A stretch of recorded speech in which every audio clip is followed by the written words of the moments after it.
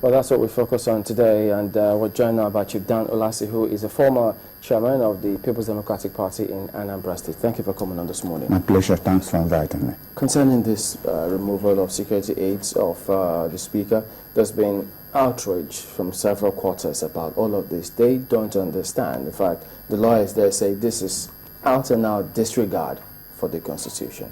What do you think about this?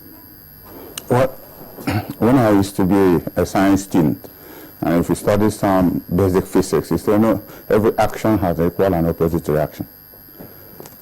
You don't discuss a particular matter in isolation or the forebears of that action.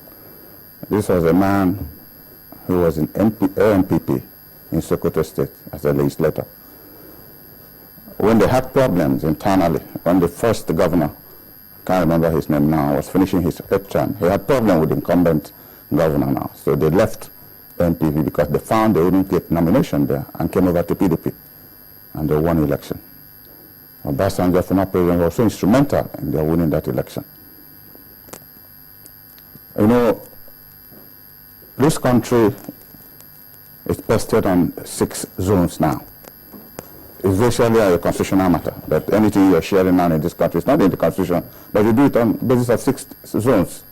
So once the president and the vice president emerges, there are 6 top positions in this country. The president, the vice president, the president of Senate, the Speaker of the House, and the chairman of a political party. Every zone, as directed by PDP, must have one of these principal officers, so that the 6 of them will be sitting down in a table where the fate of this country will be decided.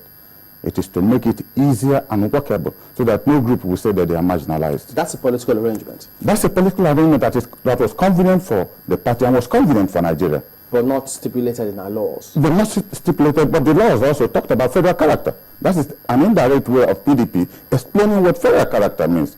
Because if there are so many tribes, and in each zone there are 2, 3, 4, 5 tribes, or even more, and somebody comes out from that tribe to represent that zone, then it means at least whatever their problems are, the center will listen to it. So this young man, beautiful young man, was a deputy majority leader of PDP in that house, and decided to organize a coup.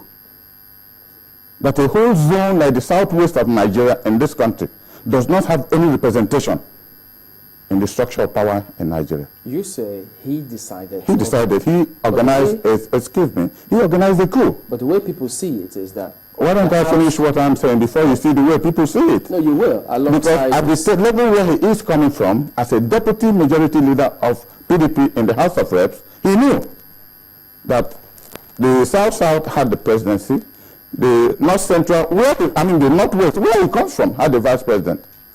Therefore, the other 4 positions will go to the other zones. Did they do unilaterally? Because people think that it was the House that chose their leadership. That is what I'm saying now. That is why I call it a political coup. Yeah, but it was convenient. You it to him. Yeah, he organized it. He was the leader of the coup and found willing tools in the deputy speaker with him now and some other elements. They sat down and shared the functions of power.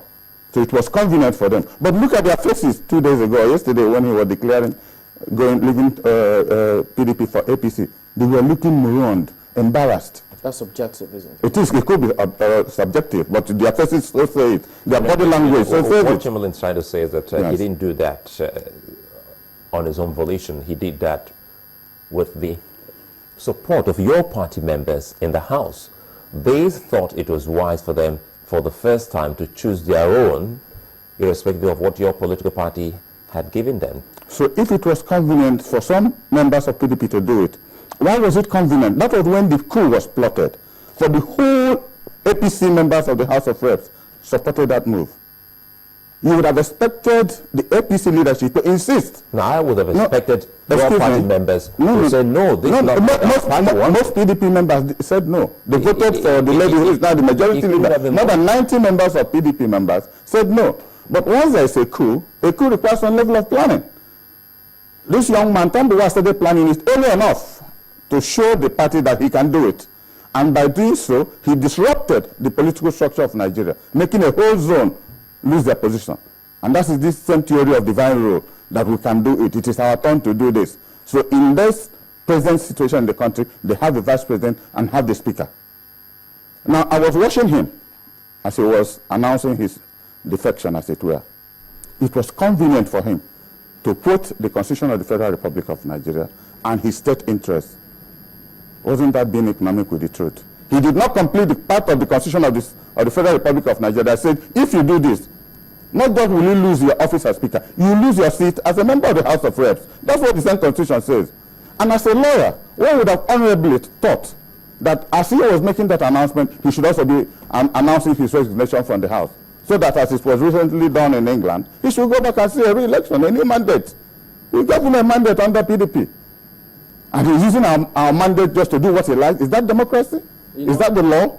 Because when I see people quoting, you were interviewing somebody 2 days ago, and you were quoting the relevant parts of the Constitution. He couldn't make an answer to what you were saying. Yeah, but you know that those who are also watching said, yes, it is the business of the House of Representatives to decide whether they should continue with him as their Speaker or not. Because they say, whether he is in PDP or the APC, the House can choose their Speaker from whichever party. So they think that this is outright interference now on the part of the presidency to remove or withdraw his security aids, because he is still the Speaker. Well, if we are putting relevant laws that become germane to the running of affairs in this country, if he quoted one that authorized them to leave the party, and if he was not being economic with the truth, he should have also quoted the one that would have made him resign. So because he didn't do that, the security forces are telling him that your position is incomplete. As we speak, you are no more a member of the House of Reps, and you're no more the Speaker of the Federal House. But you know, there's a condition that is required for you to leave your political party, yes, which the courts have ruled on severally. Different courts have ruled on different reasons. Several people have gone to court over, yes, defection. Mm-hmm. They've gone to court in Kwara. They've gone to court in Abuja. Yes. They've gone to court in several places. And what did the court even say? In Akure. That there was a split in PDP? If the court rules the one in Akure, they said yes, there was a split in the party, and so it's justified. Because the law gives reasons how you can move from one party to the other. Mm-hmm. We interviewed Honorable Gbadebamila and said it's clear that there's a division in that party, and so that's why members are moving, which is a valid reason by law for you to move from one party to the other. Now, if this happened some 6-7 months ago, and he wasn't part of those who moved, what has happened now that he remained a member of PDP until 2 days ago? Was there a new split, or the one that's split before, they are still existing as a separate? I think that was why he cited what is happening in his state. Perhaps as a member of the PDP, we thought that the PDP leadership should have actually told the nation what exactly is happening in the PDP in Sokoto State, because that was why he said recent developments in his state. The meaning of the word recent development, yes, in his state is because most members of the House, both senators and House of Assembly members, follow their governors. It's the governor that put them in there. So all he has said that if he remained in this party, he may not be relevant in his home state, because his governor and maybe some majority of his party members are now in APC in Sokoto State. So if he had had a clout, like Akume, former governor of PDP governor of Benue State, that left and went to contest election under APC and won. If he was a good politician, he would have remained. If he believed in the party through which he became the Speaker fraudulently, he should have remained and go to contest his popularity. But because he knew he had no popularity, whatever that was left for him was dependent on what the state governor does. So that's why he made reference the situation in my state. What is the situation? Is there any war in Sokoto State? The situation is that the governor who made him what he is has led PDP to APC, and he was only being a good boy.